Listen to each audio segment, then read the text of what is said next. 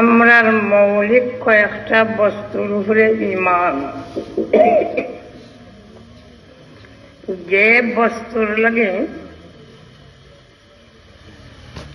স্বাভাবিক অবস্থায় আমরা কোনো দলিল প্রমাণের পিছনে পড়ি না, বেদলিল আমরা এই বস্তুরে মানি, সেটা আমাদের ঈমানের বুনিয়াদ। যেমন আল্লাহ একজন, এই ধরনের আমরা কোরআনে পাক এটা নির্ভুল, নিঃসন্দেহী ভাবে নির্ভুল আমরা কোরআনে পাক।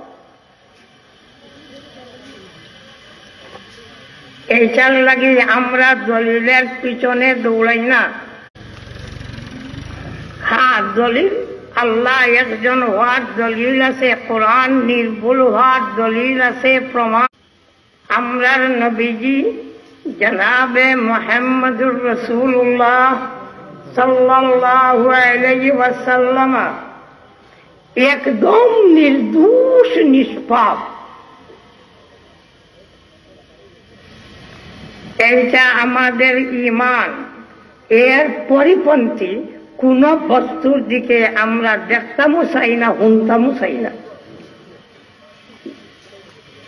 হ্যাঁ, জনাবে নবী করিম সাল্লাল্লাহু আলাইহি ওয়াসাল্লাম নির্দোষ নিষ্পাপ হওয়ার দলিল কুরআন এবং হাদিসের মধ্যে অহরহ আছে।